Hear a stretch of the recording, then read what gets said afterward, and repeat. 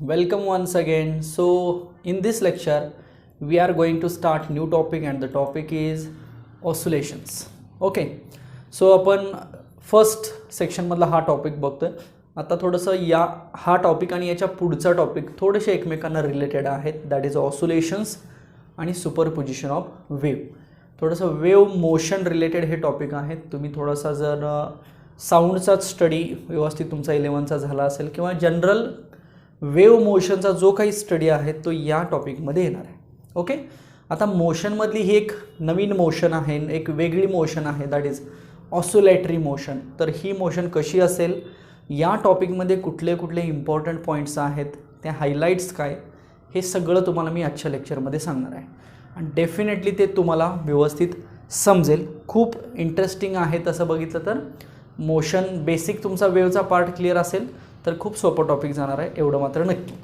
But त्यासाठी तुम्हाला काही गोष्टी छोट्या छोट्या गोष्टी माहीत पाहिजे ज्या बेसिक 11मध्ये असतील किंवा जनरल फिजिक्समध्ये आपण कन्सिडर करतो. ओके, ठीक आहे. सो ऑसिलेशन्स किंवा ऑसिलेटरी मोशन सुरुवात करूया. तर बघा, दोन प्रकारच्या मोशन याच्यामध्ये कन्सिडर होतात. एक पिरियडिक मोशन, एक पिरियडिक मोशन म्हणतो मी, आणि जी दुसरी मोशन आहे याला मग आपण ऑसिलेटरी मोशन असं म्हणूया. एक मोशन कन्सिडर केली आपण पिरियडिक आणि दुसरी मोशन कन्सिडर केली ऑसिलेटरी. आता थोडासा मराठीमध्ये अगदी सोप्या भाषेमध्ये मी अर्थ सांगतो. पिरियडिक मोशन म्हणजे काय की ज्या मोशनचा टाईम पिरियड हा सेम आहे. आता टाईम पिरियड म्हणजे काय, तर एक रिपिटेशन, एक रिव्हॉल्यूशन, एक रोटेशन, एक राऊंड, एक फ्रिक्वेन्सी कंप्लीट करण्यासाठी लागलेला टाईम म्हणजे टाईम पिरियड. तर या मोशनमध्ये तो सेम असतो, याही मोशनमध्ये सेमच असतो, नो डाऊट. बट दोघांमध्ये फरक काय आहे बघा. म्हणजे पिरियडिक मोशन आपण असं कन्सिडर करूया, दिस इज द पिरियडिक मोशन. समजा एक पार्टिकल आहे आणि एका सर्कलमध्ये तो फिरतोय. लाईक आपण अर्थ कन्सिडर करूया. So earth which is revolving around the sun, this is the periodic motion. किंवा पृथ्वी स्वतःभोवती फिरते, it is also one type of periodic motion. Okay, एखादा कोनिकल पेंड्युलम असेल, it is also periodic motion. But oscillatory motion म्हणजे नक्की काय असतं, तर ऑसिलेटरी मोशनमध्ये टू अँड फ्रो मोशन असते. हा बेसिक डिफरन्स आहे कशामधला, पिरियडिक मोशनमधला आणि ऑसिलेटरी मोशनमधला. तुम्ही जस्ट मिनिट, स्प्रिंग मास ऑसिलेटरचं एक एक्झाम्पल मी तुम्हाला सांगणारच आहे. एक मिनिट, चल ठीक आहे, come to the point. So periodic motion म्हणजे मी काय म्हटलं की एक पार्टिकल असा सर्कलमध्ये एका कंप्लीट सेम टाईम पिरियडमध्ये फिरतो. म्हणजे पहिल्या राऊंडचा टाईम पिरियड हाच दुसऱ्या राऊंडचा, हाच तिसऱ्या राऊंडचा, हाच चौथ्या राऊंडचा असा असेल. म्हणजे प्रत्येक मोशन, प्रत्येक राऊंडमधला टाईम पिरियड सेम असेल. याच्यामध्ये काय होतं, मी तुम्हाला स्प्रिंग मास ऑसिलेटरचं एक्झाम्पल म्हटलं.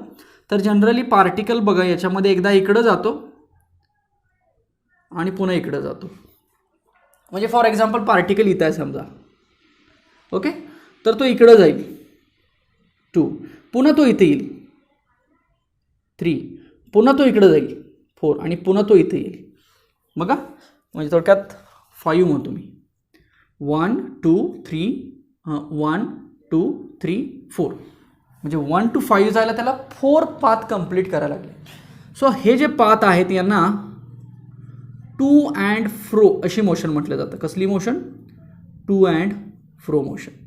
सो हा मोशनचा जो पार्ट आहे त्याला ऑसिलेटरी मोशन म्हटलं जातं, ज्याच्यामध्ये टू अँड फ्रो मोशन आहे किंवा बॅक अँड फोर्थ मोशन असं म्हणूया, अप अँड डाऊन मोशन असं म्हणूया. सर्क्युलर नाही आहे, टू अँड फ्रो मोशन आहे. ओके, आता ही जी मोशन आहे ती पिरियडिक असू शकेल. Okay, so every oscillatory motion can be nothing but or can be said to be periodic. But every periodic motion need not to be say oscillatory. This is the meaning. प्रत्येक oscillatory motion ही periodic आहे, obvious आहे. But प्रत्येक periodic motion ही oscillatory असेल असं नाही, कारण ऑसिलेटरीमध्ये to and fro, back and fourth, up and down अशी मोशन पाहिजे. बट इथे तर सर्क्युलर मोशन आहे, त्यामुळं ही मोशन ही आहे असं म्हटलं तरी चालेल. बट ही मोशन हे असं आपण मॅक्सिमम किंवा ऑलवेज म्हणू शकत नाही. लक्षात आलं. सो हा बेसिक डिफरन्स झाला कशामधला, पिरियडिक मोशनमधला आणि ऑसिलेटरी मोशनमधला. म्हणजे या मोशनचा स्टडी आपल्याला या टॉपिकमध्ये थोडासा आता करायचा आहे. ओके, चला या डायग्रामवर त्याला कॉन्सन्ट्रेट करूया आपण. सो मी पुन्हा एकदा स्प्रिंग मास ऑसिलेटर कसा असतो तुम्हाला माहीत असेल कदाचित. एक इकडं सपोर्ट आहे आणि याला एक स्प्रिंग आहे, अशी स्प्रिंग, आणि ह्या स्प्रिंगला एक मास असलेला ब्लॉक कनेक्ट केलेला आहे.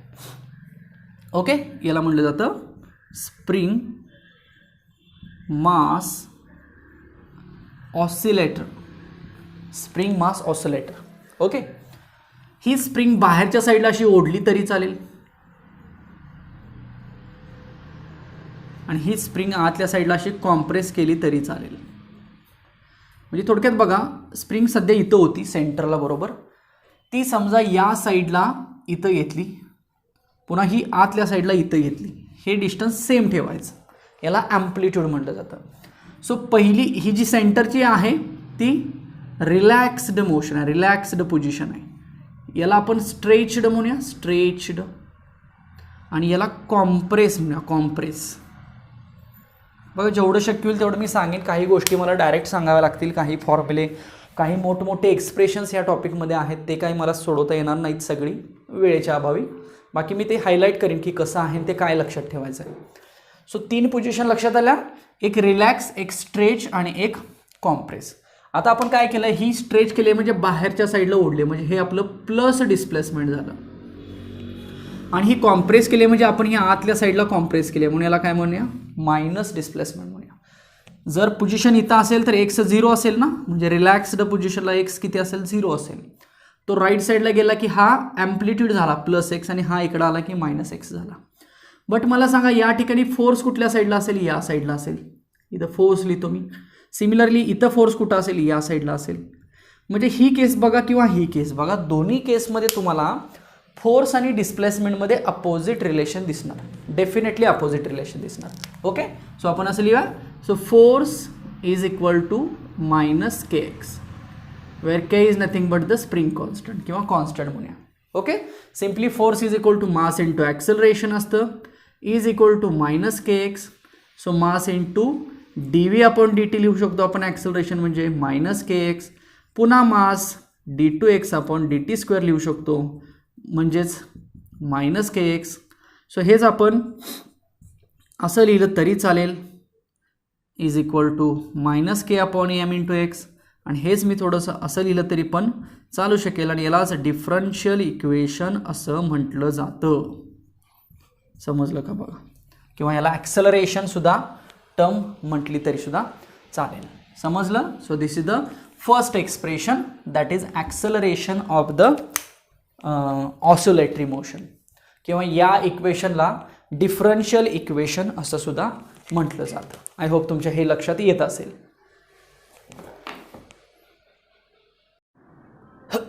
सो हा तुम्हाला डिफरन्शियल इक्वेशनचा फॉर्म मला सांगायचा होता.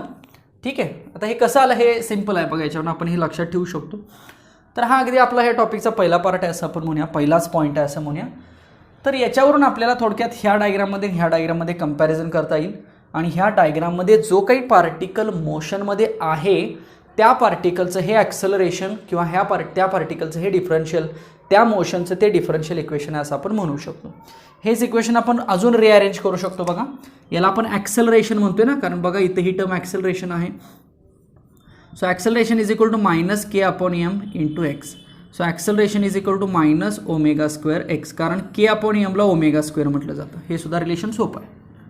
Omega square is equal to K upon m. ह्याचा अर्थ काय, ओमेगा म्हणजे काय, किंवा omega is equal to under root K upon m आहे बघा. ठीक आहे, थोडंसं हे नीट लक्षात ठेवा. Omega is equal to minus k upon m. याचा उपयोग आपल्याला अजून कंपॅरिझन कुठं होणार आहे. आता ही कुठली मोशन आहे बघा, लिनियर मोशन आहे. ओके, याला लिनियर ऑसिलेटरी मोशन म्हटलं तरी चालेल. एक याला सिम्पल हार्मोनिक मोशनसुद्धा म्हणूया आपण, लिनियर SHM म्हणतो आपण ह्या मोशनला. अशीच एक अँग्युलर SHM असते बघ, तुम्हाला तो सगळ्यात शेवटचा पॉईंट आहे. ओके, त्याच्यामध्ये ती डिस्क आहे, त्याच्यावरती असा टॉर्क ॲक्ट होत असतो, रिस्टोरिंग आणि कंट्रोलिंग सारखा टॉर्क, बरोबर ना. सो त्या केसमध्ये याचं कंपॅरिझन आपल्याला थोडंसं करावं लागेल. त्यामुळे ही केस सगळ्यांनी लक्षात ठेवा. ओमेगा म्हणजे angular velocity is equal to under root K upon m. Okay, आता हे झालं ॲक्सेलरेशन ह्या ऑसिलेटरी मोशनमधलं. ही जी ऑसिलेटरी मोशन आहे यालाच आपण लिनियर SHM म्हणजेच लिनियर सिम्पल हार्मोनिक मोशन असं आपण म्हणतो. खूप सोपं आहे, इंटरेस्टिंग आहे, समजण्यासारखं आहे सगळं. ओके. आता ॲक्च्युली हे ॲक्सलरेशन सॉल्व करून व्हिलॉसिटी पण काढली जाते. So velocity is equal to plus minus omega under root A² minus x². हे खूप इम्पॉर्टंट इक्वेशन आहे. लिनियर SHM मध्ये जो काही पार्टिकल आहे त्याची असलेली लिनियर व्हिलॉसिटी. ठीक आहे. आता हे सुद्धा इक्वेशन कसं येतं तर हे पुढं थोडंसं कंटिन्यू केलं की आपल्याला हे इक्वेशन मिळतं. आणि ह्या इक्वेशनला पुढं कंटिन्यू केलं की A sine of omega T plus phi म्हणजे फेज डिफरन्स म्हणूया आपण. ओके. सो हे झालं इक्वेशन डिस्प्लेसमेंटचं. सो आपल्याला पहिल्याच पार्टमध्ये व्हिलॉसिटी, डिस्प्लेसमेंट आणि ॲक्सलरेशन ही 3 इक्वेशन्स बघायचे आहेत लिनियर सिम्पल हार्मोनिक मोशनसाठी. सो तिन्ही इक्वेशन्स मी तुमच्यासमोर लिहिलेली आहेत. आता थोडंसं या डायग्रामकडे येऊया आपण. तर ही जी सगळ्यात सेंटरला पोझिशन मिळते या पोझिशनला मीन पोझिशन असं म्हटलं जातं. तुम्हाला हे माहीत असेल. जर इकडं पार्टिकल आला तर त्यानं पॉझिटिव्ह एक्स्ट्रीम पोझिशन कंप्लीट केली. जर पार्टिकल इकडं आला तर त्यानं निगेटिव्ह एक्स्ट्रीम कंप्लीट केली असं म्हणायचं. म्हणजे थोडक्यात ऑसिलेटरी मोशनमध्ये, लिनियर सिम्पल हार्मोनिक मोशनमध्ये आपल्याला 3 पोझिशन्स दिसत आहेत. तिन्ही पोझिशन्समधली जी पोझिशन आहे त्याला मीन पोझिशन म्हणायचं आणि ज्या बाकीच्या ज्या 2 पोझिशन्स आहेत त्यांना एक्स्ट्रीम म्हणायचं. 2 पोझिशनमध्ये एक पोझिशन आणि दुसरी पोझिशन एकमेकांना अपोजिट असतात, परंतु सेंटरपासून त्यांचं डिस्टन्स सेम असतं. म्हणजे हा पॉझिटिव्ह ॲम्प्लिट्यूड आणि हा निगेटिव्ह ॲम्प्लिट्यूड दोन्हीची व्हॅल्यू कशी असेल, सेम असेल. सो हे झालं मीन एक्स्ट्रीम पोझिशन संदर्भात. आता सगळ्यात मला सांगा की एकतर पार्टिकल मीनला पण स्टार्ट होऊ शकतो असं काही नाही, पार्टिकल एक्स्ट्रीमला पण स्टार्ट होऊ शकतो. ते सुद्धा तुम्हाला इथं सिलेबसला आहे, बट ते रिडक्शनमध्ये आहे. Particle start from mean position, particle start from extreme position, मग त्याचं डिस्प्लेसमेंट किती, खूप इंटरेस्टिंग आहे. व्हिलॉसिटी, ॲक्सेलरेशन सगळं आहे त्याच्यामध्ये, बट ते थोडंसं रिडक्शनमध्ये असल्यामुळे ते काय आपण लगेच आत्ता बघणार नाही. बट जेवढं मी बोर्डवरती सांगितलं तेवढं मात्र 100% प्रत्येकाला कळलंच पाहिजे कन्सेप्च्युअली. हे काय पाठ करण्यासारखं नाही किंवा आता काय तुम्हाला मोठमोठी एक्सप्रेशन्स नाही. आता हे सगळं काय पाठ करत बसायची गरज नाही. डायरेक्ट हे इक्वेशन जरी तुमच्या लक्षात आलं असेल तर ह्यातल्या सगळ्या टर्म्स तुमच्या लक्षात येऊ शकतात. फक्त मी एक छोटंसं होतं म्हणून मी हे दाखवलं. अशी बरीच मोठी एक्सप्रेशन्स या टॉपिकमध्ये आहेत, बट सगळी आता एक्सप्रेशन्स पाठ करत बसायची गरज नाही. थेरीलाही मी व्यवस्थित खूप चांगल्या पद्धतीनं सांगितलेली आहेत असं मला वाटतंय. ओके. तुम्हालाही कितपत समजले ते एकदा तुम्ही स्वतः बघा. नसेल तर आजचं लेक्चर व्यवस्थित लक्ष द्या. जेवढं समराईज करता येईल, जेवढं हायलाईट करता येईल तेवढं मी डेफिनेटली करतो. सो हे झाले 3 पॉईंट, ॲक्सेलरेशन, व्हिलॉसिटी आणि डिस्प्लेसमेंट. अजून एक छोटीशी गंमत सांगतो तुम्हाला. समजा मीन पोझिशन आहे. मीन म्हटलं की तुम्हाला हे लक्षात आलं, रिलॅक्स्ड. बरोबर. मी रिलॅक्ससाठी एक्स इथं लिहिलं आहे बघा. हां सॉरी मीन हां ही पोझिशन. बरोबर. मीन पोझिशनसाठी मी एक्स किती लिहिलं आहे बघा, 0 लिहिलेलं आहे. म्हणजे ऑब्वियस आहे की जर पार्टिकल मीन पोझिशनला असेल तर एक्सची व्हॅल्यू 0 करायची. मीन पोझिशन एक्स 0 करायचा. आणि पार्टिकल जर इथं आला एक्स्ट्रीमला किंवा इकडं आला एक्स्ट्रीमला तर एक्स किती होणार सांगा, प्लस मायनस ए होणार. लक्षात राहायला सुद्धा हे सोपं आहे. बघा मी पहिल्यांदा मीन पोझिशनसाठी एक्सच्या व्हॅल्यू लिहिल्या. लक्षात आलं. So these are the 2 values for the mean position. तुम्ही लक्षात ठेवू शकता. मी अजून एक मेथड सांगतो तुम्हाला लक्षात कशी ठेवायची. बघा तुम्हाला ही जी डायग्राम आहे ती नीट समजते का बघा. तर ही डायग्राम मी तुम्हाला वेवच्या फॉर्ममध्ये सांगतो. तुम्हाला वेव माहिती आहे, साईन वेव म्हणतो आपण. ओके. ॲक्च्युली ऑसोलेशन्स म्हणजे एक वेव आहे. तर ही जी डायग्राम आहे ती वेवच्या फॉर्ममध्ये मी तुम्हाला सांगतो. इथं दाखवतो तुम्हाला. ठीक आहे. आता पार्टिकल कुठं आहे, मीन पोझिशनला आहे ना, इथं म्हणूया आपण. पार्टिकल इथून कुठं जातो, इकडं जातोय बघा, पहिला पाथ. आता इथं 1 2 3 4 5 असं आहे, तसं लक्षात ठेवू शकता. समजा पार्टिकल इकडं आला, पुन्हा पार्टिकल इथून कुठं येतोय, पुन्हा मीनला जातोय बघा, पुन्हा मीनपासून इकडे येतोय आणि पुन्हा इथून इकडंच जातोय. म्हणजे थोडक्यात हे दिसायला काय दिसतंय तुम्हाला, एक वेव दिसते ना. एक वेव म्हटलं की 1 2 3 4 बघा, 1 2 3 आणि हाच 4. टोटल 1 2 3 4 5 मध्ये 4 पार्ट झाले का, 1 2 3 4. समजलं. सो 4 पार्ट आहेत म्हणजे हे हा काय झाला, एक प्रकारे वेवचाच पार्ट झाला ना. मग तुम्हाला एवढं पण माहिती आहे का बघा, हे सर्कलसाठी आपण कम्पेअर करू शकतो. सर्कलला सुद्धा 4 पार्ट असतात ना. थोडंसं हे तिथंच मी दाखवतो बघा सर्कल 1 2 3 4. मग सर्कल इथं 0 पासून हा 1 पार्ट किती 90 डिग्री असतं ना.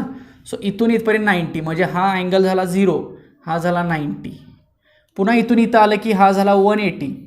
पुन्हा इथून इकडे गेलं की झाला 270. पुन्हा इथं आलं की हा झाला 360. म्हणजे आपला जो सर्कल आहे ना 90 डिग्री 180 डिग्री 270 डिग्री आणि पुन्हा इथं 360 डिग्री, हेच मी ह्या वेव्हसाठी सुद्धा दाखवलेलं आहे. तसंही दाखवू शकतो कारण शेवटी ती मोशन आहे, वेव्ह आहे, सिग्नल आहे, ऑसोलेशन्स आहेत, रिपिटेशन आहे, रोटेशन आहे. सो अँगल आपल्याला प्रत्येक गोष्टीमधला प्रत्येक पॉईंटवरचा समजण्यास लक्षात आलं पाहिजे की नक्की काय आहे ते. मग मला सांगा मेन पोझिशनला अँगल किती दिसतात बघा 0 180 360. सो या सगळ्यांची व्हॅल्यू 0 असते साईनमध्ये ना, म्हणून सगळीकडे मेन पोझिशन एक्स 0 होणार आहे. आणि एक्स्ट्रीम म्हटलं की बघा एकतर 90 घ्या किंवा 270 घ्या. सो साईन 90 किंवा साईन 270 एकतर प्लस मायनस असू शकतो ना 1, म्हणून प्लस मायनस ए राहणार आहे. अगदी सोपं आहे. सो मीनला एवढी झाली, एक्स्ट्रीमला एवढी झाली. Okay displacement. आता मीनला व्हेलॉसिटी बघूया मग काय येईल. मीनला व्हेलॉसिटी एक्स्ट्रीमला व्हेलॉसिटी काय होईल. मीनला व्हेलॉसिटी म्हटलं की एक्स 0 होणार ना, मग एक्स 0 झालं तर हे ए होणार. सो हे प्लस मायनस ए ओमेगा होणार. सोपं आहे का.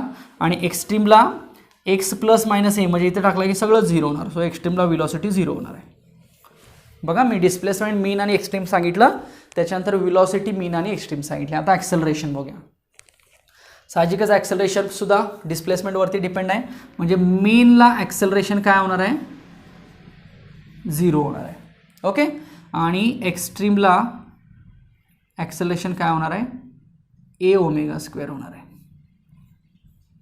लक्षात येते का बघा. सो व्हेलॉसिटी मीन एक्स्ट्रीम, डिस्प्लेसमेंट मीन एक्स्ट्रीम आणि ॲक्सेलरेशन मीन एक्स्ट्रीम. म्हणजे ही जी डायग्राम सांगितली मी तुम्हाला ही असेल ही, त्यातल्या मीन आणि एक्स्ट्रीमला व्हेलॉसिटी कशी आहे, ॲक्सेलरेशन कसं आहे, डिस्प्लेसमेंट कसं आहे हे तुम्हाला याच्यावरनं सांगता येणार आहे.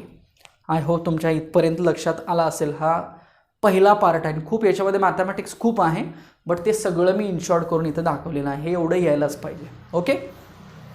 याच्यानंतर अजूनही काही इम्पॉर्टंट फॉर्म्युले आहेत. ते ॲक्च्युली फिजिकल पॅरामीटर्स आहेत बघा सगळे. तुम्हाला फ्रिक्वेन्सी माहीत आहे, टाईम पिरियड माहीत आहे, अँग्युलर व्हेलॉसिटी माहीत आहे, अँप्लिट्यूड माहीत आहे, इंटेन्सिटी माहीत आहे. Okay. Velocity of the wave माहीत आहे. हे सगळे फॉर्म्युले तुम्हाला शॉर्टमध्ये माहीत आहेत का बघा. बरेच फॉर्म्युले मी इथं लिहिलेले आहेत. अजूनही काही फॉर्म्युला लिहितो मी इथं. ओमेगा इज इक्वल टू काय लिहितो आपण 2π आपण टी लिहितो ना, आणि omega is equal to under root K आपण एम पण लिहिलेलं आहे. हे दोन्ही कम्पेअर करू शकतो आपण. कम्पेअर करून इक्वल करून टाईमचा फॉर्म्युला काढू शकतो. बघा कम्पेअर केलं की काय होणार. So 2π upon T is equal to under root K upon M. So T upon 2π is equal to under root M upon K असंही म्हणू शकता. लक्षात आलं. सो हेच टी किती येणार मला सांगा. So 2π under root M upon K. So this is the time period. बघा दोन्हीचं कंपॅरिझन करून मी हा टाईम पिरियड फाइंड आउट केला. अजूनही काय फॉर्म्युले तुम्हाला माहीत आहेत. हे माहीत आहे, सोपं आहे. Yes frequency is equal to 1 upon time असतं, हे सगळ्यांना माहीत आहे. V is equal to n lambda असतं, हे सगळ्यांना माहीत आहे. What is mean by v, velocity of the wave motion. What is mean by n, frequency of the wave. And what is mean by lambda, wavelength of the wave. सगळ्यांना माहीत आहे. हे basic formula आहेत. So हा या टॉपिकचा पहिला part असेल linear S H M. मग लिनियर एस एच एममध्ये काय काय तुम्हाला लक्षात ठेवायचं आहे, काय काय तुम्हाला यायला पाहिजे, हे मी सगळं ऑलमोस्ट एका वन शॉट तुम्हाला सगळं सांगितलेलं आहे. बघा ह्यातलं आता मिनिमम, मॅक्सिमम, एक्स्ट्रीम हे सगळ्या गोष्टी लक्षात आल्या का बघा. कारण आता याच्या पुढचा जो पार्ट आहे आपला तो डायरेक्ट आता फेज आणि कंपोजिशन. फेजचं पण याच्यातच सांगून टाकतो, कारण फेज पण ॲक्च्युली याच्यातलाच पॉईंट. हे मी सांगितलं ना, हे थोडक्यात फेज आहे बघा. हे काय फार वेगळं नाही. फेज म्हणजे काय, फेज म्हणजे एक नेचर आहे वेव्हचं, आणि ते आपण अँगलच्या फॉर्ममध्ये सांगतोय. त्याला फेज अँगलसुद्धा म्हटलं जातं. सो हा जो ओमेगा टी प्लस फाय आहे ना, याला फेज अँगल म्हणायचं. ओके. मग हा फेज अँगल प्रत्येक पॉईंटला किती असतो हे मी तुम्हाला इथं सांगितलं. ओके. सो ह्यातली ही इनिशियल फेज आहे असं सुद्धा म्हटलं जातं. ओव्हरऑल अँगल ऑफ फेज अँगलसुद्धा म्हटलं जातं. मग आता इन फेज काय असेल, आउट ऑफ फेज काय असेल, 90 डिग्री फेज काय असेल, हे सगळं ऑलरेडी आपलं थेरॉटिकला बेसिक झालेलं आहे. सो तीच कन्सेप्ट म्हणजे फेज ऑफ द SHM. किंवा हे लक्षात ठेवा, पार्टिकल जर इनिशियलपासून सुरुवात होणार असेल, इनिशियली मीनला जर असेल तर तिथं त्याची फेज 0 आहे, तो 90ला जातो. सो एक्स्ट्रीमला फेज त्याची 90 झाली, पुन्हा तो मीनला येतो. सो तो जर पुन्हा मीनला आला तर त्याची फेज 180 झाली, पुन्हा एक्स्ट्रीमला गेला तर 217, पुन्हा मीनला आला की 360. सो ह्या सगळ्या त्याच्या फेजेस आहेत. So all these are the angles and these angles represents the phase. आणि याच्यावरूनच तुम्ही फेज डिफरन्सची कंडिशनसुद्धा डिफाईन करू शकता. आय होप तुमचा हा पार्ट सगळा आता लक्षात आला असेल. नेक्स्ट, ठीक आहे, पुढचा पॉईंट घेऊया. Composition of 2 SHMs having same period and along the same path. Composition of 2 SHMs, 2 SHMs घ्यायच्या, हॅविंग सेम पिरियड, त्यांचा टाइम पिरियड सेम असेल, having same period and along same path, म्हणजे एकाच डायरेक्शनला त्या जाणाऱ्या असतील, दोन्ही मोशन्स, लाईक असं पण म्हणूया. आणि ह्या दोन्ही मोशनचं काय करायचं, आपल्याला कंपोजिशन घ्यायचं. So composition of 2 SHMs having same time period and along the same path. आता याच्यामध्ये काय इम्पॉर्टंट आहे ते मी आधी सांगतो. तर आता थेरॉटिकल हा खूप मोठा क्वेश्चन आहे, आन्सर याचा खूप मोठा आहे. म्हणजे काय केलं जातं की 2 SHM कन्सिडर केल्या जातात, 2 SHMची 2 इक्वेशन्स लिहिली जातात, ती 2 इक्वेशन्स ॲड केली जातात. का तर कंपोजिशन आहे म्हणून. सिम्पल दोन्ही इक्वेशन्स ॲड करून पूर्ण त्याचं ट्रिग्नोमेट्री फॉर्म्युले वगैरे सॉल्व करून त्याचं रिझल्टंट डिस्प्लेसमेंट काढलं जातं. ओके, रिझल्टंट डिस्प्लेसमेंटचा जो फॉर्म्युला येतो त्याच्यामध्ये रिझल्टंट ॲम्प्लिट्यूड मिळतो ॲज वेल ॲज रिझल्टंट फेज मिळतो, आणि ती इक्वेशन्स लिहून त्याच्या कंडिशन्स डिफाईन केल्या जातात. एवढं सगळं याच्यामध्ये इम्पॉर्टंट आहे. मग काय काय इम्पॉर्टंट आहे तेवढं हायलाईट करतो मी. चला, सो 2 SHM आपल्याला घ्यायचे. त्यातली पहिली घेऊया, ज्याला मी x1 म्हणतो. x1 is equal to a1 sine omega T plus phi1 म्हणतो मी. मग असे इक्वेशन बघितलं होतं आपण. सिमिलरली दुसरी SHM घेऊया, x2 a2 sign omega T plus phi2 म्हणतो. Let us consider equation 1 and equation 2. आता हे 2 कंपोज करायचे आहेत किंवा 2 कंबाईन करायचे आहेत. आता याचं काय मी पूर्ण थेरॉटिकल सोडवत बसणार नाही, हे ऑलरेडी आपण बघितलेलं आहे. आता गरजेचं आणि तुम्हाला ते नाही आहे, पण आता काय गरजेचं आहे तर ह्या 2 SHM अशा रिप्रेझेंट केल्या जातात हे समजणं गरजेचं आहे. आता हे कसं आलं, कुठून आलं, तर आपण मगाशी जे डिस्प्लेसमेंटचं इक्वेशन बघितलं तेच इक्वेशन आहे बघा. फक्त मी 2 कंडिशनसाठी 2 इक्वेशन्स लिहिली आणि ह्या दोघांमध्ये टाईम पिरियड कसा ठेवलेला आहे, सेम, म्हणजे ओमेगा असेल किंवा स्मॉल टी असेल सेम ठेवलेला आहे. फक्त phi1 phi2 फेज जो आहे त्याच्यामधला चेंज केलेला आहे, इनिशियल फेज म्हणूया आपण त्याला. ओके, आणि दोघांच्या मध्ये साइन पण प्लस दिसतंय, अलॉंग द सेम पाथ दिसत आहेत. आता काय केलं जातं, ह्या दोघांचा रिझल्टंट काढला जातो, त्याला रिझल्टंट डिस्प्लेसमेंट असं म्हटलं जातं. Resultant displacement. सो आपण रिझल्टंट डिस्प्लेसमेंट कॅपिटल एक्स म्हणूया किंवा सिंपल एक्स म्हटलं तरी चालेल, काही हरकत नाही, एक्स म्हणूया. सो एक्स म्हणजे काय, दोघांची ॲडिशन, म्हणजे x1 आणि x2ची ॲडिशन झाला, हा झाला रिझल्टंट. मग जेव्हा ह्या दोघांची ॲडिशन केली जाते आणि पूर्ण इक्वेशन सॉल्व केलं जातं तेव्हा equation r sine omega T plus delta असं मिळतं. आता काय अर्थ झाला बघा याचा, x is equal to r sine आणि ब्रॅकेटमध्ये ओमेगा टी प्लस डेल्टा. आता थोडीशी ही 2 इक्वेशन्स आणि हे फायनल इक्वेशन्स कंपेअर करून बघूया. हे इक्वेशन कुठून आलं तर ह्या दोघांची ॲडिशन केली की हे इक्वेशन येतं बघा. जसा इकडे x1 आहे x2 आहे तसा इकडं कोणाला x आला, बट इथं जर a1 a2 दोघं जण होते तर त्यांच्याऐवजी कोण आला आहे, r आलेला आहे. आणि इथं जे काही ओमेगा टी होतं ते आहे तसं राहिलं आणि phi1 आणि phi2च्या इन्स्टेड कोण आलेला आहे, डेल्टा आलेला आहे.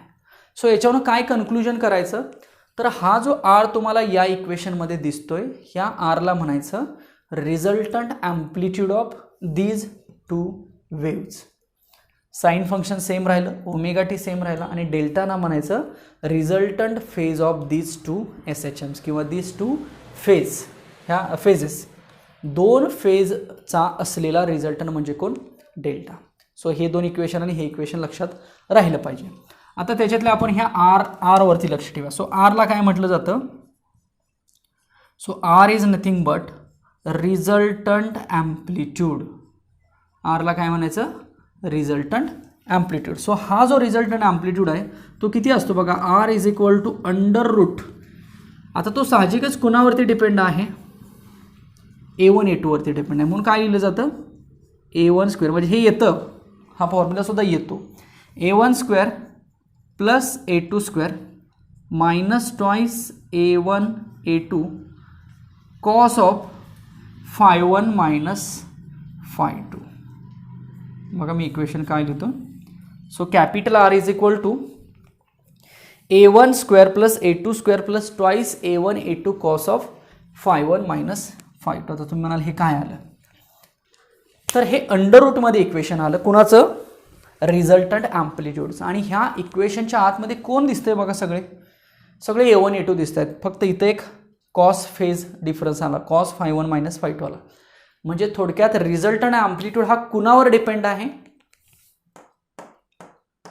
हे जे काही फेज डिफरन्सेस आहेत यांच्यावरती रिझल्टंट ॲम्प्लिट्यूड डिपेंड आहे. मग फेज डिफरन्स बदलू शकतो. 0, 90, 180, 270, 360 एनिथिंग. आपण कुठलाही फेज डिफरन्स कन्सिडर करू शकतो आणि त्या फेज डिफरन्सवरून हा रिझल्टंट ॲम्प्लिट्यूड फाइंड आउट करू शकतो.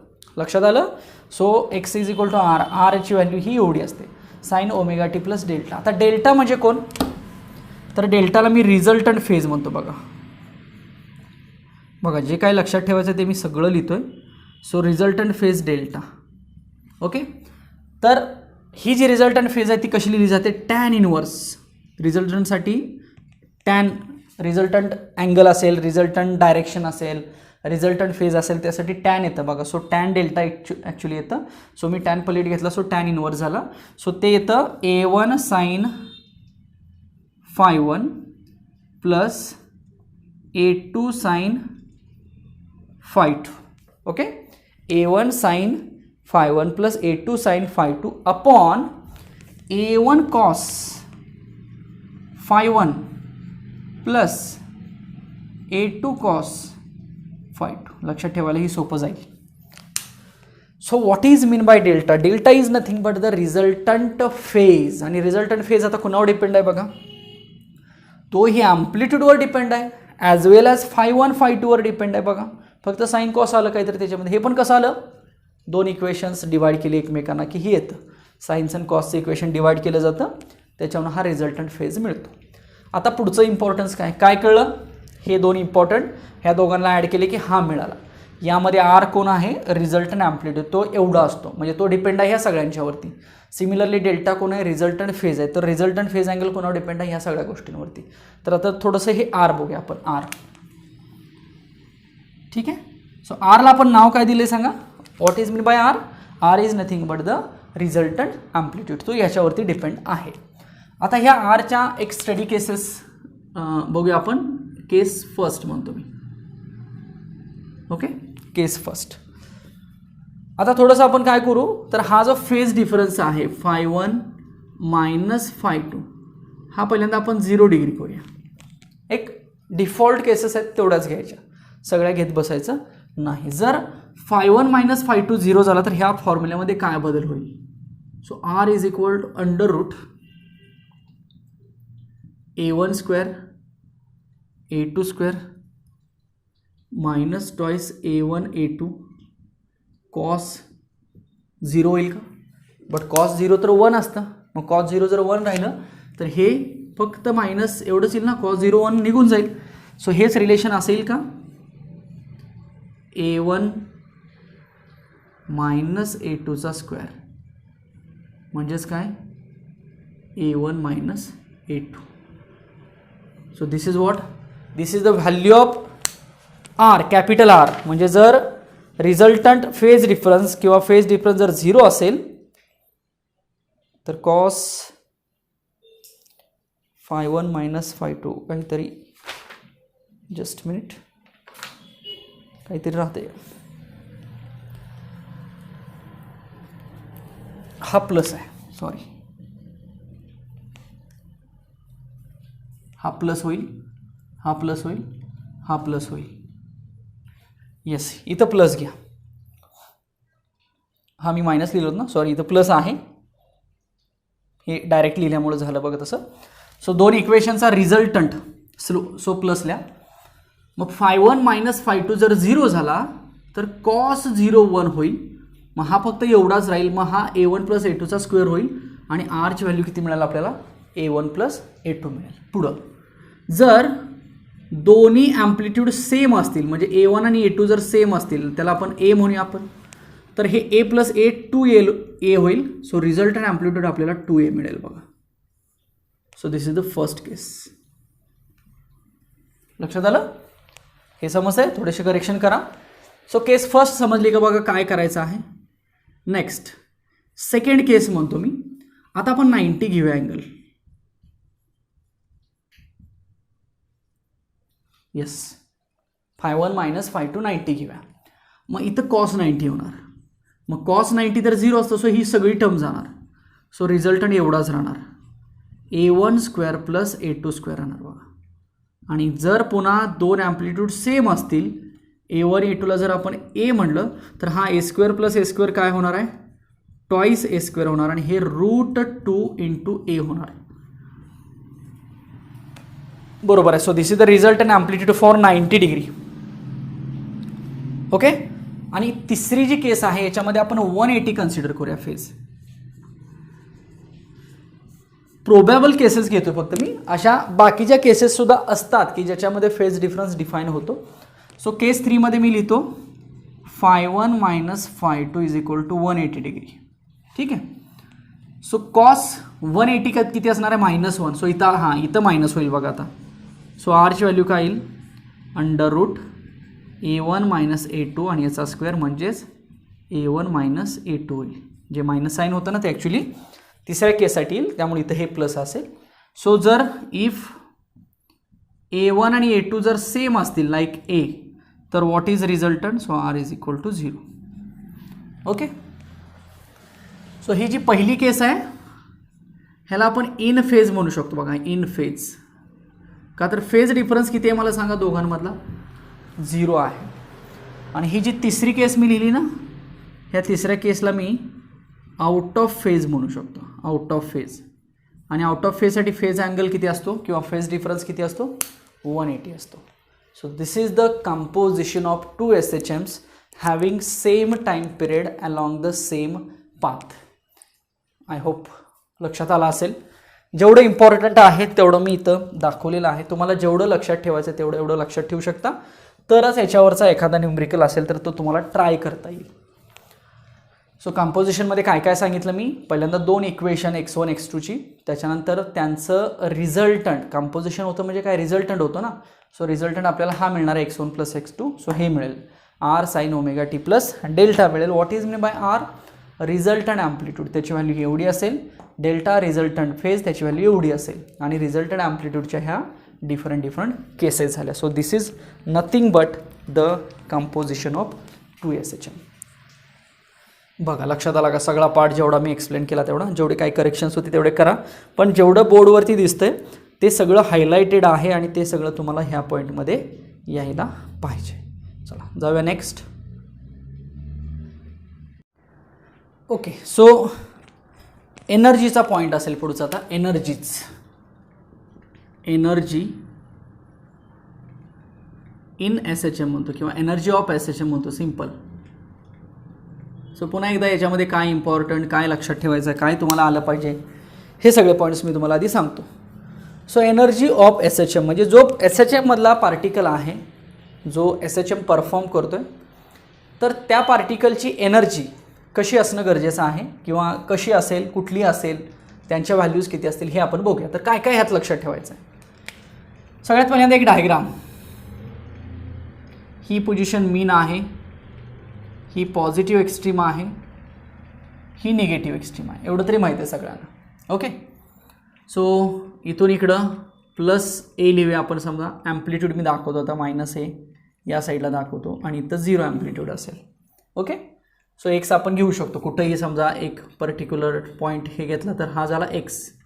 सो x इथं आला तर तो +a झाला, x इथं आला तर तो -a झाला. ठीक आहे. सो ही डेफिनेशन, ही डायग्राम आपल्याला माहीत आहे. आता एनर्जी बघूया, एनर्जी. ओके, तर एनर्जीमध्ये आपण त्याला टोटल एनर्जी म्हणूया. तर ॲक्च्युली टोटल एनर्जीमध्ये या ठिकाणी आपल्याला कायनेटिक आणि पोटेन्शियल ह्या दोन्हीची ॲडिशन करावी लागेल. Why? Because total energy is nothing but the addition of kinetic and potential. But what law of conservation of energy said? The energy is conserved. म्हणजे हा पॉईंट थोडासा कशासारखा मी तुम्हाला सांगतो बघा. आपण व्हर्टिकल सर्क्युलर मोशन जो बघितला होता रोटेशनल डायनॅमिक्समध्ये, की टॉपचा पॉईंट, मिडचा पॉईंट, बॉटमचा पॉईंट, प्रत्येक पॉईंटची टोटल एनर्जी जी असते ती सेम राहते. सो त्याच्याशी रिलेटेड हा पॉईंट आपल्याला शिकायचा आहे.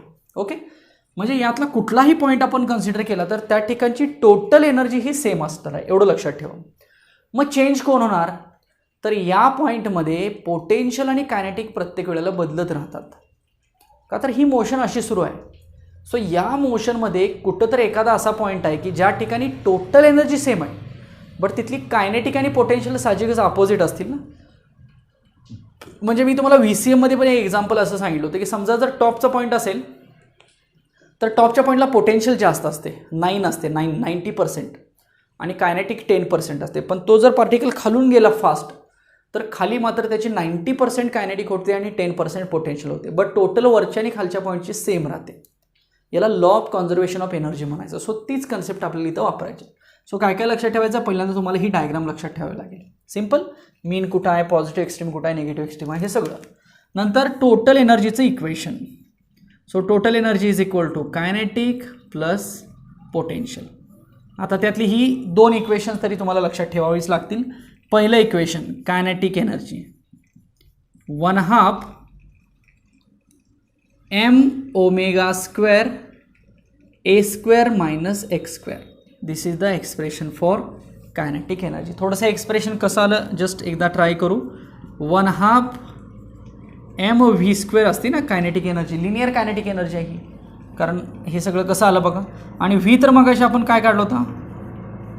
ω√a² - x². Simple.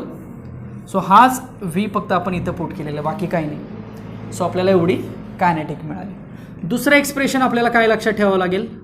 Potential. Potential असते 1/2 mω² x². बघा दुसरं एक्सप्रेशन काय लक्षात ठेवावं लागेल? पोटेन्शियलचं. So potential is equal to 1/2 mω² x². आता दोघांची ॲडिशन करा म्हणजे तिसरं एक्सप्रेशन आपल्याला टोटलचं मिळेल.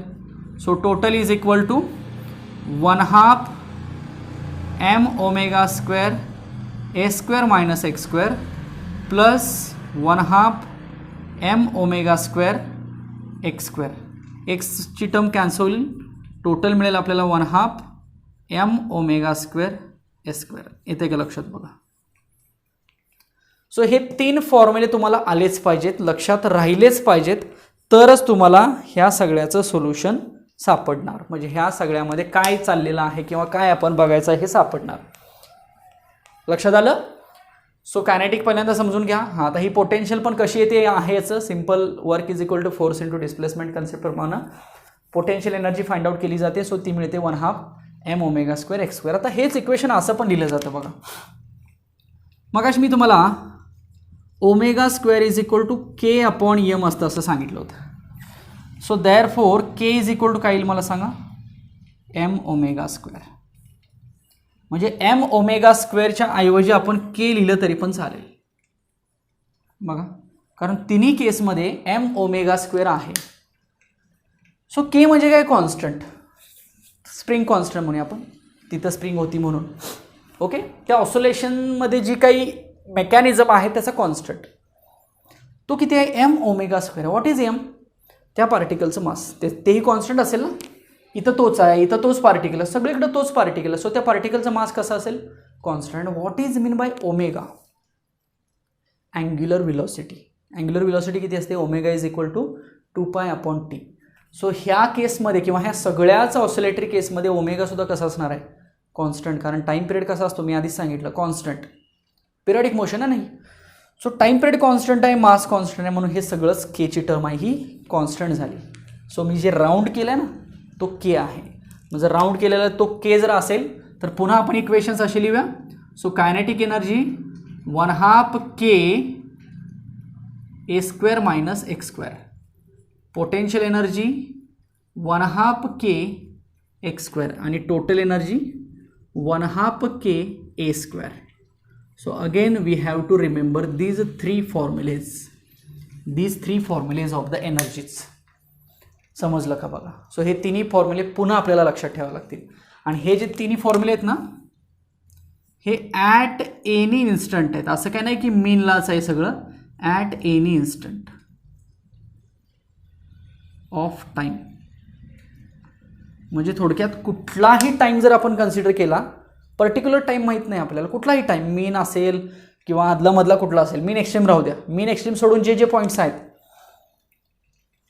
मीन आणि बघा एक मीन आणि 2 एक्स्ट्रीम पॉईंट सोडा आणि ज्या राहिलेल्या आदल्यामधल्या पोझिशन्स आहेत त्या ठिकाणचे हे 3 फॉर्म्युले असतील असं म्हणूया आपण. म्हणून ह्याला मी काय म्हटलं, at any instant of time in the motion these are the 3 energies. I hope लक्षात राहिलं असेल. आता आपण काय करायचं आहे की या 3 एनर्जीज आहेत त्या मीनला किती असतील, या 3 एनर्जीज पॉझिटिव्ह एक्स्ट्रीमला किती असतील, निगेटिव्ह एक्स्ट्रीमला किती असतील, हे सगळं बघायचं. सो ते एक मी तुम्हाला टेबलच्या फॉर्ममध्ये सांगतो आणि ग्राफिकल रिप्रेझेंटेशन आपल्याला बघायचं आहे. ठीक आहे, चला मी पहिल्यांदा तुम्हाला पोझिशन्स डिफाईन करतो. सोपा आहे हा सुद्धा. टेबल लक्षात राहण्यासारखा आहे. सो पहिल्यांदा आपण पोझिशन डिफाईन करूया. पोझिशन, ठीक आहे. सो पोझिशन पहिली घेऊया मीन पोझिशन, दुसरी घेऊया पॉझिटिव्ह एक्स्ट्रीम, तिसरी घेऊया निगेटिव्ह एक्स्ट्रीम आणि चौथी एनी असते, बट एनीला मी इथं वरती लिहिलेलं आहे ऑलरेडी. पहिली पोझिशन मीन, दुसरी पॉझिटिव्ह एक्स्ट्रीम, तिसरी निगेटिव्ह एक्स्ट्रीम ना, आणि राहिलेले आदलेमधले पॉईंट्स आहेत त्यांच्या ह्या 3 एनर्जीज झाल्या बघा. ओके, सो ह्या प्रत्येक पोझिशनला आपण काय करूया, एक्सचं डिस्प्लेसमेंट किंवा एक्स, नंतर मग कायनेटिक डिफाईन करू, नंतर पोटेन्शियल डिफाईन करू आणि नंतर टोटल डिफाईन करू. बघा टेबल लक्षात येतोय का. सो आपल्याला माहिती आहे की मीनला एक्स 0 असतो, एक्स्ट्रीमला एक्स प्लस ए असतो, निगेटिव्ह एक्स्ट्रीमला मायनस ए असतो. एवढं तरी माहिती आहे सगळ्यांना. या पोझिशन सगळ्या आपल्या ऑलरेडी कंप्लीट झालेल्या आहेत. Okay, so mean, positive extreme आणि निगेटिव्ह. चला आता कायनेटिक एनर्जी बघूया. इथे यायचं. सो एक्सला 0 टाकायचा. सो काय होणार आहे, 1/2 k a स्क्वेअर राहणार बघा कायनेटिक. सिंपल. पोटेन्शियलला 0 टाका, डायरेक्ट 0 होणार आहे. So kinetic plus potential, kinetic plus potential म्हणजे कोण असतं, टोटल असते ना. सो टोटल किती मिळाली, 1/2 k a स्क्वेअर मिळाली बघा. नीट, खूप इम्पॉर्टंट टेबल आहे. पॉझिटिव्ह एक्स्ट्रीम प्लस एक्सची व्हॅल्यू, हे एक्स पुट करायचं आहे सगळीकडं. आता पॉझिटिव्ह एक्स करूया. इथं पॉझिटिव्ह केलं तर एला ए निघून जाणार. सो कायनेटिक एनर्जी 0 झाली. इथं ए होणार. सो 1/2 k a स्क्वेअर होणार आणि ह्या दोघांची ॲडिशन 1/2 k a स्क्वेअर होणार. तिसरा मायनस एक्स टाकूया आपण इथं. ठीक आहे. सो निगेटिव्ह एक्सला मायनस आई स्क्वेअर प्लसच असेल ना. सो ए स्क्वेअर. सो इथं सुद्धा 0च होणार आहे बघा. इथं मायनस एचा स्क्वेअर प्लस ए स्क्वेअर. सो इथं सेम 1/2 k a स्क्वेअर आणि दोघांची addition 1/2 k a square.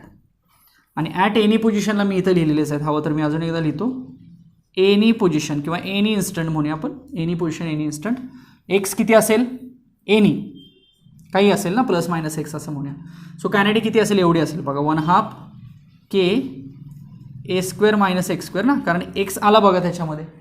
Potential किती असेल, 1/2 k x स्क्वेअर आला आणि टोटल किती असेल, 1/2 k स्क्वेअर.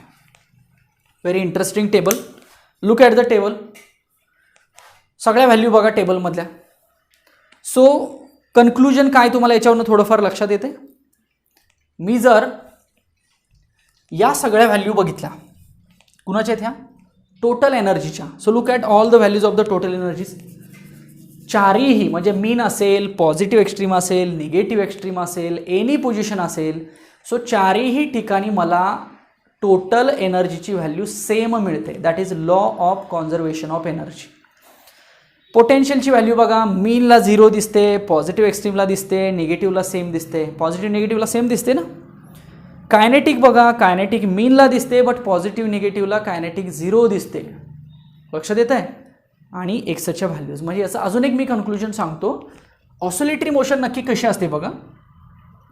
बघा पार्टिकल इथं येतो आणि इथं थांबतोय का, कारण या ठिकाणी पार्टिकलची कायनेटिक एनर्जी कशी आहे बघा, 0 आहे का.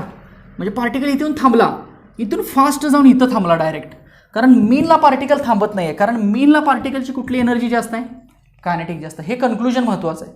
इक्वेशन समजतील बट कन्क्लुजन कळतंय का बघा. म्हणजे पार्टिकल इथं थांबला, इथं थांबला, इथं थांबला, इथं थांबला. सो ही अशी मोशन सुरू आहे बघा. इथं थांबतोय, इथं थांबतोय, इथं थांबतोय, इथं थांबतोय.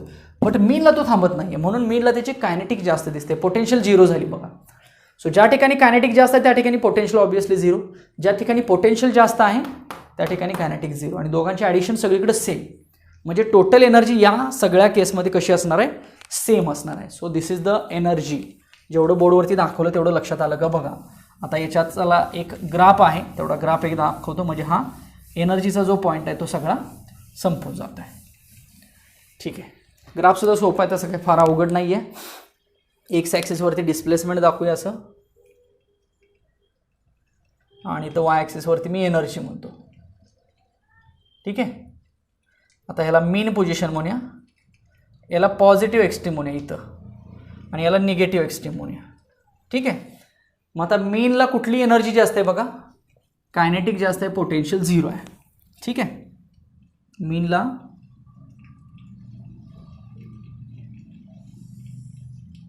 सो असा एक ग्राफ मी काढतो आणि ह्याला रिव्हर्स एक ग्राफ काढतो. तर दोन्ही कर्व सांगायचे मला कुठले कुठले आहेत बघा, लक्षात येते लगेच. हे सगळे महत्त्वाचे पॉईंट्स आहेत, मी दाखवतो ते. आता मीनला कायनेटिक जास्त आहे, पोटेन्शियल 0 आहे बघा. सो मीनला कायनेटिक जास्त आहे, पोटेन्शियल 0. म्हणजे हा जो वरचा ग्राफ आहे ना, हा कायनेटिक एनर्जीचा ग्राफ आहे, जो असा दिसतोय ना तो. आणि जो मी रिव्हर्स काढलेला आहे तो पोटेन्शियल एनर्जीचा ग्राफ आहे बघा. हा बघा, पोटेन्शियल एनर्जी मीनला किती झाली, 0 झाली, एक्स्ट्रीमला मॅक्सिमम झाली बघा. ओके. आणि ह्या दोन एनर्जीज इथं मिळत आहेत. सो मिळतात याचा अर्थ काय, दोन्ही एनर्जी सेम असतील. असू शकतो ना. एक पॉईंट असा आहे की या ठिकाणी दोन्ही एनर्जी सेम आहेत. ठीक आहे. मग ज्या ठिकाणी दोन्ही एनर्जी सेम असतील तो पॉईंट A/√2 म्हणजे प्लस A/√2 आणि हा -A/√2. हे नीट समजून घ्या, सोपं आहे हे सुद्धा. आणि इथं किती असणार आहे, +A आणि इकडे किती असेल, -A झालं. हे तुम्हाला समजणं गरजेचं आहे. म्हणजे तुम्ही फक्त यात काय कन्क्लुजन लक्षात ठेवायचं, हे बाकीचं सगळं कळतं आहे ह्या टेबलवरून. बट ज्या ठिकाणी दोन एनर्जी सेम असतात ना त्या ठिकाणी तो पॉईंट काय बरोबर त्या ॲम्प्लिट्यूडच्या मध्ये नसतो, A/√2 या पॉईंटला असतो. सो हे याच्यावरती एक न्यूमरिकल डेफिनेटली असू शकतं तुम्हाला. सो ती केस कुठली, दोन्ही एनर्जीज ज्या पॉईंटला सेम होतात त्या पॉईंटला आपल्याला ॲम्प्लिट्यूड किंवा डिस्प्लेसमेंट पार्टिकलचं +A/√2 किंवा -A/√2 इतकं मिळू शकतं. सो जेवढं मी आत्तापर्यंत तुम्हाला बोर्डवरती दाखवलं तो सगळा part energy of SHM related आहे. लक्षात आला का बघा. ठीक आहे. चला जाऊया पुढं. चला एक सिंपल पेंड्युलमचा पॉईंट आहे तो एक बघूया. सिंपल पेंड्युलम आठवते, कोनिकल पेंड्युलम आपला झालेला आहे. सिंपल पेंड्युलम सर्क्युलर मोशनमध्ये कोनिकल पेंड्युलम आपण बघितलं होतं. ओके. आता जसा कोनिकल पेंड्युलम असेल तशा टाईपमध्ये सिंपल पेंड्युलम असतो. आपण तिथं T = 2π√L cos θ/g equation बघितलेलं आठवते का बघा. ओके. मी फक्त याच्यामध्ये डायग्राम दाखवतो आणि इम्पॉर्टंट फॉर्म्युले काय आपल्याला याच्यामध्ये लक्षात ठेवायचं ते दाखवतो. समजा एक असा पेंड्युलम आहे, तो सिंपल पेंड्युलम मोशन म्हणजे अशी असेल, सिंपल लाईक दिस, इकडं तिकडं. सो ही झाली त्याची मीन, ही झाली त्याची पॉझिटिव्ह एक्स्ट्रीम, ही झाली त्याची निगेटिव्ह एक्स्ट्रीम. हा झाला अँगल झाला. सो ह्याला mg म्हटलं जाईल. हा थिटा असेल तर हा mg cos θ झाला आणि हा इकडं mg sin θ झाला. डायग्राम समजली का बघा. सिंपल जी आपण कोनिकल पेंड्युलममध्ये बघितली होती अगदी तशीच डायग्राम आहे. इम्पॉर्टंट कन्क्लुजन काय याच्यामध्ये, दोन महत्त्वाचे फॉर्म्युले, दोन म्हणजे एकच टाईम पिरियडचा फॉर्म्युला जो आपण कोनिकल पेंड्युलमसाठी T is equal to 2π √L cos θ upon G लिहिलेलं होतं, तसं याच्यासाठी हा फॉर्म्युला येतो 2π √L upon G. This is the time period of the simple pendulum. हा झाला सिम्पल पेंड्युलमचा टाईम पिरियड. लक्षात आलं का बघा. सो याच्यावरून फ्रिक्वेन्सी काढली जाते याची. बाकी याच्यामध्ये ओमेगा, व्हेलॉसिटी हे सगळं काढता येतं दिलेल्या इक्वेशन्सनुसार. सो इम्पॉर्टंट सांगतो मी 1/2π ह्याच्या रिव्हर्स होणार ना, सो √G अपॉन L होणार बघा. Okay, so n is equal to 1/2π √G upon L. What is mean by n? Is the frequency of the simple pendulum. Next काय कन्क्लुजन करायचं याच्यामध्ये, एकतर याचं किंवा याचं तुम्ही कन्क्लुजन करू शकता, आयदर टाईम पिरियड ऑर फ्रिक्वेन्सीचं. काय करायचं तर time period is directly proportional to √L, time period is inversely proportional to √G. झालं हे कन्क्लुजन. किंवा frequency is directly proportional to √G किंवा frequency is inversely proportional to √L. So यांना laws of simple pendulum किंवा laws of pendulum असं म्हटलं जातं. Okay बघा, सो आपण म्हणूया हा झाला पहिला लॉ, हा झाला दुसरा लॉ, किंवा हा या पहिला लॉ म्हणूया, याला दुसरा लॉ म्हणूया. म्हणजे टाईम पिरियडवरून काही लॉ डिफाईन केले, फ्रिक्वेन्सीवरून काही लॉ डिफाईन केले.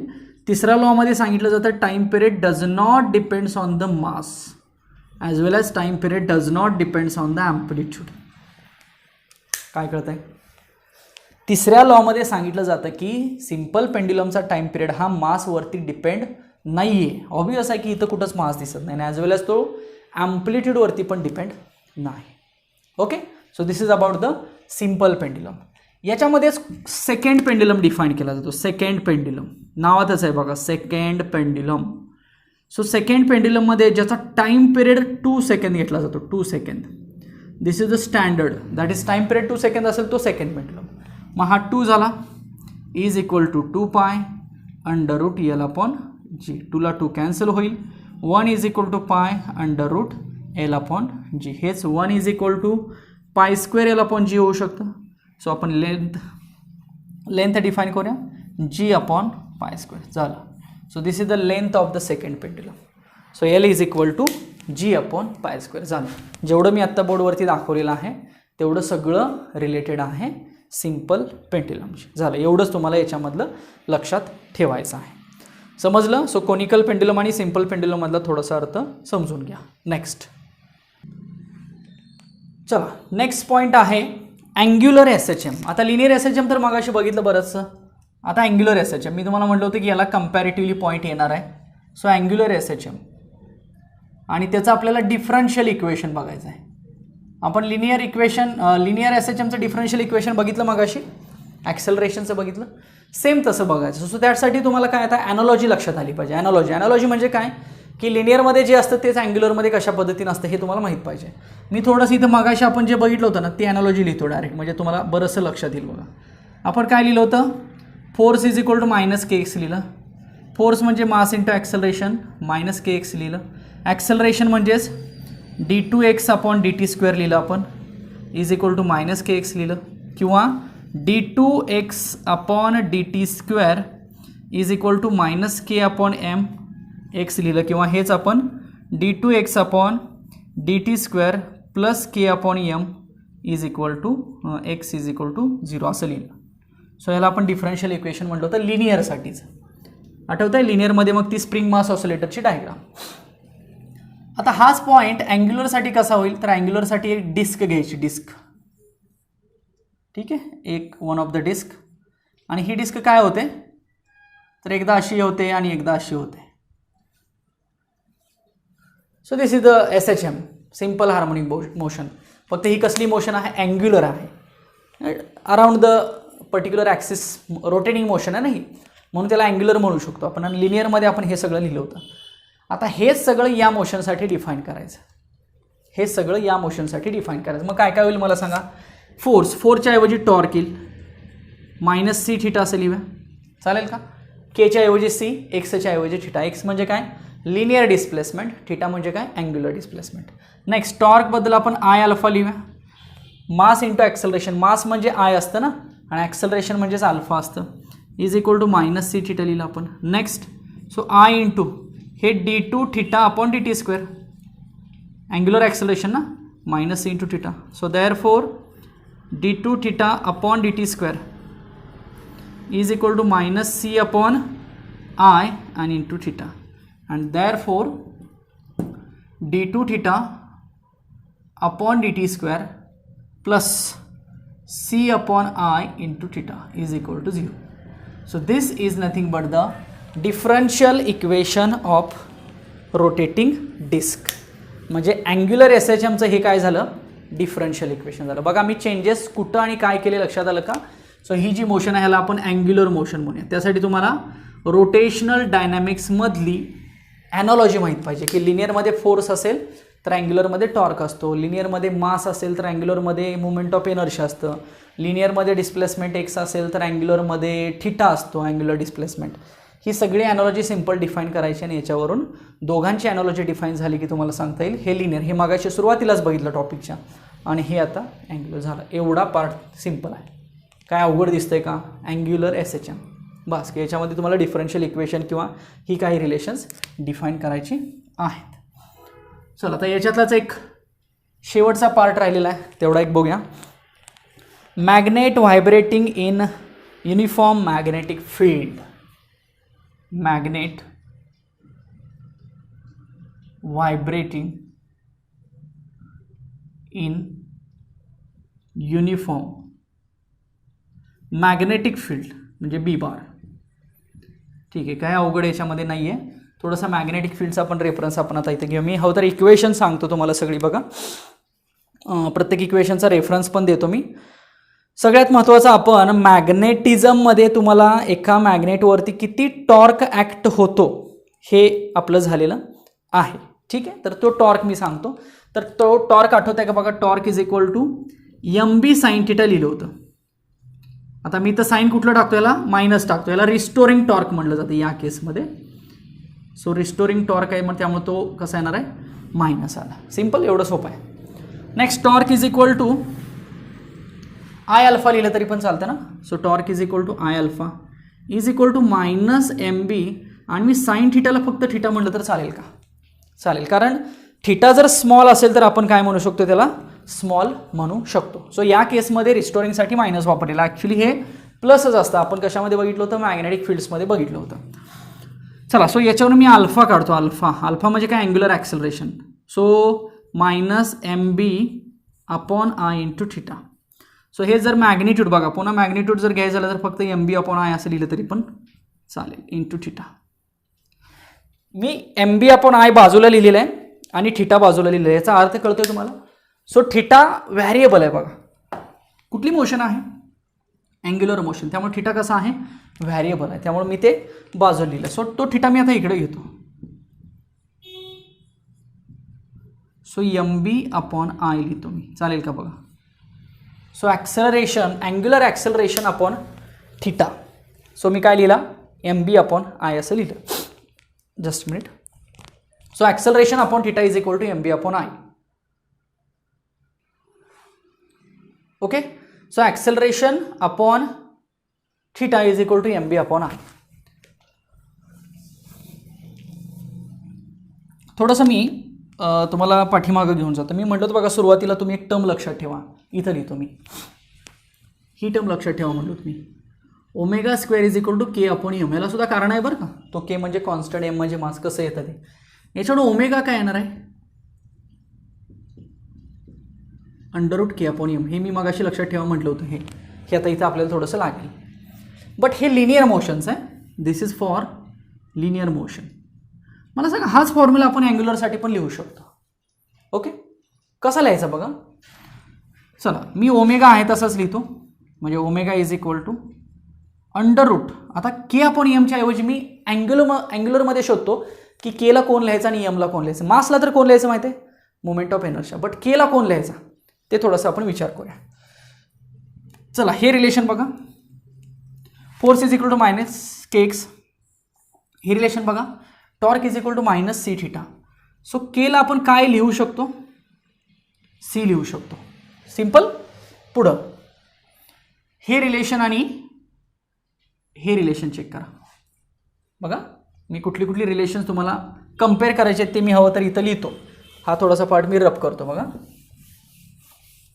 बघा नीट लक्ष द्या. शेवटचाच पॉईंट आहे हा. F is equal to minus K X linear मोशनसाठी असतं. Torque is equal to minus C theta. एका खाली एक लिहितो म्हणजे तुमच्या लक्षात येईल थोडंसं. आता हे लिनियर एस एच एम, हे angular S H M. Similarly angular S H एमसाठी torque M B sine theta किंवा एम बी थिटा म्हटलं तरी पण चालेल की. साईन थिटाला फक्त थिटा म्हणू शकतो अँगल स्मॉल असेल तर. हे सुद्धा अँग्युलर एस एच एम. बघा सो ह्या तिघांमध्ये आता कंपॅरिझन करायचं आहे आपण. सो केबद्दल आपण काय लिहू शकतो, केला ॲनॉलॉजी वापरतो इथं मी. C analogy, linear angular analogy. नंतर सीला ॲनॉलॉगस कोण आहे सांगा, एम बी. म्हणजे सीची ॲनॉलॉजी आपल्याला समजली. ॲनॉलॉजी म्हणण्यापेक्षा सीची व्हॅल्यूज समजली असं म्हणूया, कारण हे दोन्ही पण अँग्युलर आहेत. सो इन्स्टेड ऑफ सी आपण एम बी लिहू शकतो. मग हाच फॉर्म्युला असं लिहिलं तर चालेल, alpha upon theta is equal to C upon I. चालेल. मग मला सांगा omega is equal to K upon M असेल तर केला आपण काय लिहिलंय, सी लिहिलंय. सो सीला आपण काय लिहू शकतो, एम बी लिहू शकतो. So M B upon I चालेल का बघा, किंवा सी अपॉन आय चालेल का. K upon M, C upon I. केला सी, एमला आय. थोडंसं नीट लक्ष द्या, डेफिनेटली समजेल. सो हा आपण लिहू शकतो ओमेगा या केससाठी. काय लिहिलं आपण, एम बी अपॉन आय किंवा सी अपॉन आय. चला मग टाईम पिरियड लिहूया आपण. टाईम पिरियड किती लिहितो, T is equal to 2 upon omega. माहिती आहे सगळ्यांना हा फॉर्म्युला टाईम पिरियड. सो या मॅग्नेटचा आपण रोटेटिंगचा जो टाईम पिरियड आहे तो लिहूया. So T is equal to 2 upon omega आहे. सो हे रिव्हर्समध्ये काय होईल, आय अपॉन एम बी होईल. Is it correct. So T is equal to 2 under root I upon M B, किंवा हेच मी असं लिहू, is equal to 2 under root I upon C. खूप इंटरेस्टिंग आहे बघा, समजण्यासारखं आहे, काही अवघड नाही. मी सगळं तुम्हाला थोडंसं, हे तुम्हाला कुठंच बुकमध्ये मिळणार नाही, बट मी हे सिम्प्लिफाय करून माझ्या पद्धतीनं तुम्हाला सांगितलेलं आहे. बघा सो हा शेवटचा पॉईंट होता अँग्युलर एस एच एमचा आणि मॅग्नेट्स व्हायब्रेटिंगचा. सिम्पल. सो याच्यामध्ये तुम्हाला हे एवढं ॲनालिसिस सगळं मॅथमॅटिकल लक्षात ठेवायचं आहे. याच्यामध्ये ॲनॉलॉजी लक्षात ठेवून तुम्हाला डिफरन्शियल इक्वेशन फॉर्म करायचं आहे. लक्षात आलं का बघा. So this is the study of oscillations. बहुतेक सोपं वाटतोय मला तरी टॉपिक. तुम्हाला कसं वाटलं एकदा बघा. सगळे पॉईंट्स एकदा हायलाईट करा, पार्ट वाईज करून टाका सगळं समरी. ऑलरेडी तुम्ही केली असेल, अभ्यास करताना पण तसंच करा. आपण याचे काय आता MCQs जे आहेत ते पुढच्या लेक्चरला डिस्कस करूया. आय होप तुमच्या हे लक्षात आलं असेल. काही शंका असेल तर डेफिनेटली विचारा. Thank you so much.